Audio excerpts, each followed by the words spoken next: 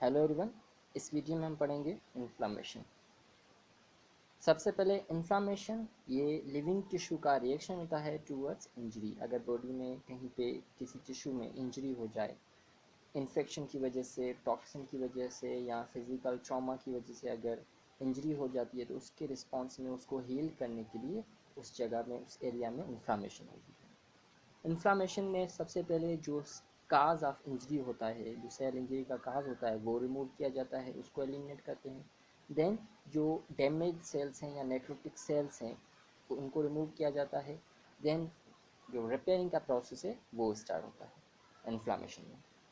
Systemic response of inflammation, जब body में किसी जगह पर अगर इन्फ्लामेशन हो जाए तो उसे बॉडी कैसे रिस्पॉन्स करती है। तो इन्फ्लामेशन की वजह से फीवर हो सकता है।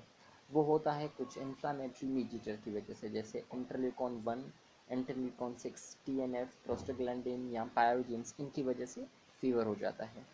जैसे हमने अभी पढ़ा कि इन्फ्लामेशन एक प्रोटेक्टिव रिएक्शन है, प्रोटेक्टिव मैकेनिज्म है, तो इसकी वजह से WBCs या ल्यूकोसाइट्स के जो नंबर है बॉडी में वो बढ़ जाता है, जिसे हम बोलते हैं ल्यूकोसाइटोसिस।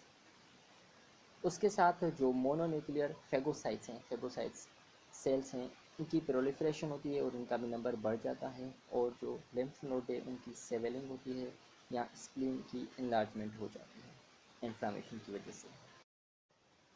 काजेज ऑफ इन्फ्लामेशन, जैसे microbial agent, virus, bacteria, fungi, इनकी वजह से इन्फ्लामेशन हो सकती है। या जो केमिकल एजेंट हैं, ये भी फॉरेन पार्टिकल्स हैं, इनकी वजह से भी इन्फ्लामेशन हो सकती है। नेक्रोसिस, जिसकी वजह से अगर किसी भी एक्सोजीनियस और एंडोजीनियस सब्सटेंस की वजह से अगर बॉडी के अंदर नेक्रोसिस हो जाए किसी सेल्स के अंदर, तो उसकी वजह से भी इन्फ्लामेशन हो सकती है, क्योंकि ये डैमेज सेल्स हैं और उनको बॉडी रिमूव करेगी। Physical agent, trauma, extreme heat या कोल्ड, इनकी वजह से जो सेल्स हैं वो डैमेज हो सकते हैं और इन्फ्लामेशन हो सकती है। उसके साथ जो इम्यूनोलॉजिकल रिएक्शन, जैसे हाइपर सेंसिटिविटी, मीन्स इस कंडीशन में जो बॉडी का खुद का इम्यून सिस्टम है वो खुद की बॉडी को ही नुकसान पहुंचाता है, तो इस कंडीशन में भी इन्फ्लामेशन होती है। और ट्रांसप्लांट रिजेक्शन, अगर सही जो ट्रांसप्लांट मैच नहीं हो रहा, तो जो एंटीबॉडीज़ हैं, एंटीजीन्स हैं, वो मैच नहीं हो रही, तो उनकी वजह से भी इन्फ्लामेशन हो सकती है। Vascular and cellular response, excitation, कहीं पे अगर इंजरी हो जाए और वहाँ पे डैमेज हो जाए, सेलुलर डैमेज हो जाए, तो वहाँ पे जो सेल्स होते हैं वो कुछ केमिकल सीक्रेट करते हैं, जिसकी वजह से उस एरिया में जो ब्लड वेसल्स होती हैं उनमें कुछ चेंजेस आती हैं। जैसे उनका डायलेशन हो जाती है, उनकी चेंज इन कैलिबर, डायमीटर बढ़ जाता है उन वेसल्स का, और जिसकी वजह से वेस्कुलर फ्लो और ब्लड फ्लो भी चेंज होता है। जैसे वो इन्फ्लामेटरी मीडिएटर सीक्रेट होंगे सेल से, डैमेज सेल से, जैसे हिस्टामिन, ब्रेडिकाइनिन, ये डिफरेंट मीडिएटर्स होते हैं, ये उन वेसल्स पर एक्ट करेंगे और एक्ट करने की वजह से उनकी वेस्कुलर डायलेशन हो जाएगी वेसल्स की, चेंज इन कैलिबर, और डायलेशन की वजह से ब्लड फ्लो स्लो हो जाएगा, और ब्लड फ्लो स्लो होने की वजह से उसमें जो फ्लूइड होगा वो outside the blood vessels move करेगा, और इसकी वजह से वेस्कोसिटी बढ़ जाएगी, जो ब्लड की वेस्कोसिटी बढ़ जाएगी, क्योंकि उसका फ्लूइड वाला पोर्शन रिमूव हो गया है। उसके बाद जो ब्लड वेसल्स हैं उनका जो एंडोथेलियम है, उनमें सेल्स का जो जंक्शन है, सेल्स के बीच में स्पेस है, वो बढ़ जाएगा, means widening of intercellular junction. और उस जंक्शन के थ्रू, उन स्पेस के थ्रू, जो प्लाज्मा है, प्रोटीन रिच प्लाज्मा है, वो ब्लड वेसल से बाहर की तरफ मूव करेगी इनटू इंटरस्टिशियल स्पेसेस। ये फ्लो इस वजह से भी हो सकता है अगर एंडोथेलियम को डायरेक्ट इंजरी हो जाए और उसमें स्पेस बन जाए, जिससे भी ये फ्लूइड मूव कर सकता है आउटसाइड द ब्लड वेसल्स। इस फ्लूइड को, प्रोटीन रिच प्लाज्मा को हम बोलते हैं एक्सुडेट, और इसकी लीकेज को हम बोलते हैं एक्सुडेशन। वेसल्स नॉर्मली वाटर और crystalloid fluid, means mineral dissolve in water, उसको उसकी तरफ परमेबल है, मीन्स इजीली वाटर और फ्लूइड मूव कर सकता है through the blood vessels. But जो प्रोटीन होती है वो मूव नहीं कर सकती। प्रोटीन को मूव करने के लिए जो इंटरसेलुलर जंक्शन है वो बढ़ जाते हैं, एंडोथेलियम जो इंटरसेलुलर जंक्शन है वो बढ़ जाते हैं, और उसके थ्रू प्रोटीन मूव कर सकती है आउटसाइड द ब्लड वेसल्स। एक्जीड्यूट जो ब्लड वेसल से बाहर आता है उसमें क्या क्या होता है, उसमें एंटीबॉडीज होती हैं, कॉम्प्लीमेंट प्रोटीन्स होती हैं, लेक्टिन्स ये भी प्रोटीन है, ये भी प्रेजेंट होती हैं, और इनका जो काम होता है वो होता है बैक्टीरिया या जो प्रोटोजोआ हैं या जो फॉरेन पार्टिकल्स हैं उनसे बाइंड होती हैं ये सारी, और फैगोसाइटोसिस को एनहांस करती हैं, हेल्प करती हैं फैगोसाइटोसिस में। इस प्रोसेस को बोलते हैं ऑक्सीनाइजेशन।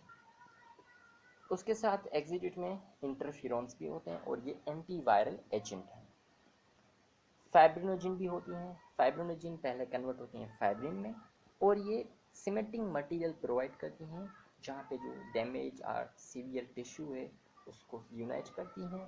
उसके साथ जो इन्फेक्शन है वहाँ पे इन्फेक्शस पार्टिकल हैं उनको स्प्रेड होने से, पकड़ने से रोकती हैं, और एक सरफेस प्रोवाइड करती हैं जहाँ पे फेगोसाइटोसिस हो सकती है।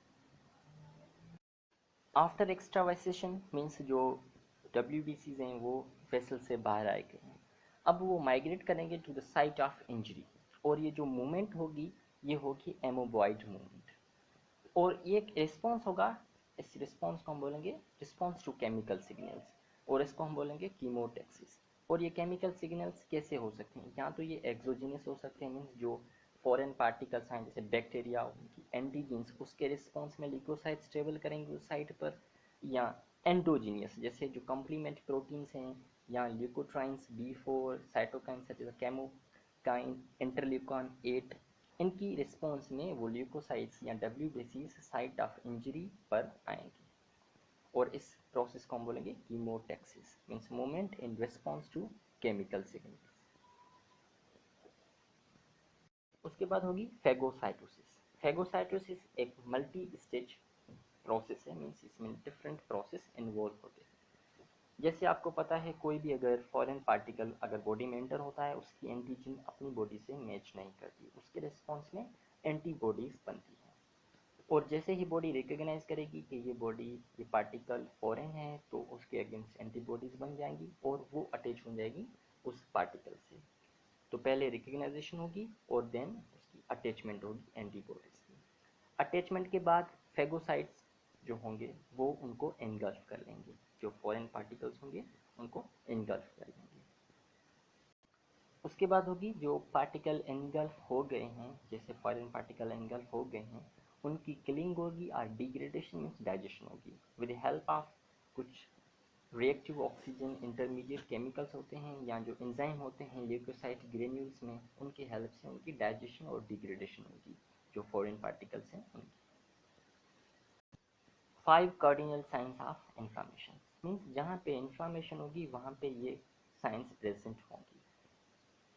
सबसे पहले हीट मीन्स इसको हम लैटिन में कॉलर बोलते हैं, ये होगी हाइपरमिया की वजह से, मीन्स इंक्रीज्ड ब्लड फ्लो की वजह से वहाँ पे हीट हो रही। पेन होगा due to swelling activity of mediators, कुछ मीडिएटर्स हैं जैसे इंटरल्यूकॉन, इनकी वजह से पेन भी हो सकता है। स्वेलिंग जैसे ज़्यादा फ्लूइड जमा हो गया है और जो वहाँ पे नर्व्स होंगी उन पे प्रेशर होगा और वहाँ पे पेन हो सकता है, और इसको लैटिन में बोलते हैं डॉलर। उसके साथ रेडनेस होगी क्योंकि वेस्कुलर डायलेशन हाइपरमिया इसकी वजह से रेडनेस होगी। और congestion, congestion means accumulation of blood, अगर किसी जगह पर ज़्यादा ब्लड अक्यूमुलेट हो जाए उसे हम बोलते हैं कंजेशन, तो इसकी वजह से रेडनेस हो जाएगी उस एरिया में, और लैटिन में इसको हम बोलते हैं रबर। उसके साथ स्वेलिंग होगी या लैटिन में से हम बोलते हैं ट्यूमर, जैसे इन्फ्लामेटरी एडिमा, ज़्यादा फ्लूइड अक्यूमुलेट हो गया है और ब्लड वेसल से फ्लूइड लीक होकर उस एरिया में आ गया है जिसकी वजह से वहाँ पे एडिमा हो जाएगी, स्वेलिंग हो जाएगी। लॉस ऑफ फंक्शन, फंक्शियोलेसिया लैटिन में बोलते हैं इसको, और एडिमा की वजह से, पेन की वजह से, नेक्रोसिस मीन्स सेल डैमेज की वजह से उस पार्ट का फंक्शन लॉस हो जाएगा, मीन्स वो पार्ट फंक्शनल नहीं रहेगा। Then leukocytes involve in inflammation, कौन कौन से ल्यूकोसाइट इन्फ्लामेशन में पार्टिसिपेट करते हैं। सबसे पहले न्यूट्रोफिल्स, ये इनको हम स्मॉल फेगोसाइट्स बोलते हैं, मीन्स ये फेगोसाइटोसिस करते हैं, और ये फर्स्ट ल्यूकोसाइट्स WBCs होते हैं जो कि इन्फ्लाम टिश्यू में आते हैं। और ये जो डोमिनेंट सेल्स ऑफ पस में जो सबसे ज़्यादा सेल्स ये होते हैं, पस क्या होता है, जहाँ पे इन्फ्लामेशन होती है वहाँ पे WBCs, फॉरेन पार्टिकल्स, डेब्रीज, ये जो सारा मटेरियल बन जाता है, फ्लूइड बन जाता है, इसको हम पस बोलते हैं। और जो डोमिनेंट सेल से न्यूट्रोफिल्स ज़्यादातर प्रेजेंट होते हैं वो अक्यूट इन्फ्लामेटरी रिएक्शन में होते हैं। Granules in neutrophils contain lysosomal enzymes and oxygen intermediates. Neutrophils में जो ग्रेन्यूल्स होते हैं उनमें लाइसोसोमल एंजाइम होते हैं मीन्स और ऑक्सीजन इंटरमीडिएट्स होते हैं, जैसे अभी हमने पढ़ा कि ये हेल्प करते हैं degradation of the foreign particle. जैसे फॉरेन पार्टिकल एनगल्फ किए जाते हैं उसके बाद उनकी जो डाइजेशन होती है वो इन एंजाइम और ऑक्सीजन इंटरमीडिएट की हेल्प से होती है। Many neutrophils found in early stage of acute and suppurative inflammation. जो न्यूट्रोफिल्स होते हैं वो acute inflammation और suppurative inflammation में प्रेजेंट होते हैं अर्ली स्टेज में। जैसे इन्फ्लामेशन स्टार्ट होती है तो उस टाइम पे न्यूट्रोफिल प्रेजेंट होते हैं। सेपरेटिव इन्फ्लामेशन उस इन्फ्लामेशन को बोलते हैं जिसमें ज़्यादा क्वांटिटी में पस प्रोड्यूस हो। और अक्यूट जो कि शॉर्ट ड्यूरेशन के लिए इन्फ्लामेशन होती है उसे हम बोलते हैं अक्यूट इन्फ्लामेशन।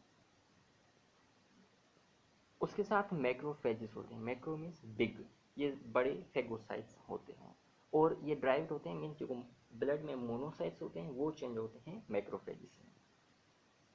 नॉर्मली हर टिश्यू में मैक्रोफेजेस प्रेजेंट होते हैं लेकिन इन्फ्लामेशन के टाइम इनका नंबर बढ़ जाता है। जैसे हमने पढ़ा ब्लड वेसल से WBC ट्रेवल करते हैं to the site of inflammation, इस वजह से वहाँ पे मैक्रोफेजेस की क्वांटिटी बढ़ जाती है। और ये हमें किन किन कंडीशन में मैक्रोफेजेस मिलते हैं। अगर कहाँ पे क्रोनिक इन्फ्लामेटरी डिजीज़ है तो उस कंडीशन में मैक्रोफेजेस प्रेजेंट होते हैं इन्फ्लामेशन की साइट पर। और जो अक्यूट इन्फ्लामेशन है इसकी later stages means final stages जहाँ पे फेगोसाइटोसिस होती है उस कंडीशन में उस स्टेज में भी हमें मैक्रोफेजेस मिलते हैं। जैसे clearing cellular debris, foreign particle उनको डिग्रेडेशन हो गई है, उनकी डाइजेशन हो गई, अब उसको क्लीन करना है, उस पार्ट से रिमूव करना है तो वहाँ पे मैक्रोफेजेस आएंगे और उस डेब्रीज को रिमूव करेंगे। और कुछ फंगल डिजीज़ या इन्फेक्शियस डिजीज़ जैसे TB, ट्यूबरक्लोसिस, फंगल, वायरल और प्रोटोजोल इन्फेक्शन में भी मैक्रोफेजेस प्रेजेंट होते हैं। उसके बाद है एजिनोफिल्स। ये होते हैं हाइपर सेंसिटिविटी रिएक्शन और पैरासाइटिक इन्फेक्शन। हाइपर सेंसिटिविटी अभी हमने पढ़ा, ये ऑटो इम्यून रिएक्शन होते हैं। अगर खुद की बॉडी का इम्यून सिस्टम अपनी बॉडी के अगेंस्ट काम करना शुरू हो जाए तो उन रिएक्शन को बोलते हैं हाइपर सेंसिटिविटी रिएक्शन। यहाँ पैरासाइटिक इन्फेक्शन जैसे नेमाटोड इन्फेक्शन में भी एजिनोफिल्स प्रोड्यूस होते हैं और साइट ऑफ इन्फ्लामेशन पे प्रेजेंट होते हैं। लिम्फोसाइट्स, ये T cells recognize antigen and activate B cells। Lymphocytes इसके टाइप्स हैं जैसे T cells और T lymphocytes। ये क्या करेंगे, जो फॉरेन एंटीजेंस हों उनको रिकग्नाइज करेंगी और जो B cells, ये भी लिम्फोसाइट का ही टाइप हैं, इनको एक्टिवेट करेंगी। B cells चेंज होंगे प्लाज्मा सेल, ये भी लिम्फोसाइट्स होते हैं और प्लाज्मा सेल्स प्रोड्यूस करेंगी एंटीबॉडीज़। एंटीबॉडीज़ का हमने फंक्शन पढ़ा, ये फेगोसाइटोसिस में हेल्प करती हैं। लिम्फोसाइट्स कैंसर में प्रोड्यूस होते हैं, कैंसर जब होता है तो भी प्रेजेंट होते हैं, वायरल इन्फेक्शन में भी प्रेजेंट होते हैं, यहाँ जो क्रोनिक इन्फ्लामेशन होती है तब भी प्रेजेंट होते हैं। उसके बाद बेसोफिल्स, ये डिफरेंट मेडिएटर्स सेक्रेट करते हैं जैसे साइटोकाइंस, केमोकाइंस या प्रोटीजेस। उसके साथ बेसोफिल्स लार्ज अमाउंट में इंटरल्यूकॉन 4 भी प्रोड्यूस करते हैं in various response, various stimuli. जैसे फॉरेन पार्टिकल अगर बॉडी में एंटर हो जाए तो उसके रिस्पॉन्स में बेसोफिल इंटरल्यूकॉन प्रोड्यूस करते हैं। उसके साथ मास्ट सेल भी इन्फ्लामेशन में पार्टिसिपेट करते हैं और ये सीक्रेट करते हैं हिस्टामिन, सीरोटेनिन, TNF और कैनाइंस, प्रोटीजेस। ये मास्ट सेल की ग्रेन्यूल्स में स्टोर्ड होते हैं। जब इन्फ्लामेशन का प्रोसेस स्टार्ट होता है तो ये सीक्रेट होते हैं और हिस्टामिन, सीरोटोनिन ये सारे वेस्कुलर डायलेशन में हेल्प करते हैं। ये ज़्यादातर एनाफाइलेटिक रिएक्शन में सीक्रेट होते हैं। एनाफाइलेटिक रिएक्शन मीन्स अगर बहुत ज़्यादा सीवियर एलर्जिक रिएक्शन हो जाए फूड की वजह से या मेडिकेशन की वजह से या विनम की वजह से तो उसको हम बोलते हैं एलर्जिक रिएक्शन को बोलते हैं एनाफाइलेटिक रिएक्शन। तो इस केस में ज़्यादातर मास्ट सेल रिलीज होते हैं। उसके बाद इन्फ्लामेटरी मीडिएटर्स, ये हमने अभी पढ़े, डिस्कस किए इनके example.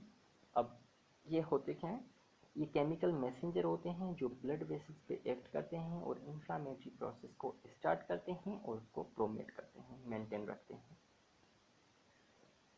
Originate from plasma are participating cell, plasma में प्रेजेंट होते हैं, जैसे हमने अभी कुछ सेल्स पढ़े वो इंफ्लामेटरी मीडिएटर्स सीक्रेट करते हैं, जैसे बेसोफिल्स, मास्ट सेल, ये सीक्रेट करते हैं इंफ्लामेटरी मीडिएटर्स।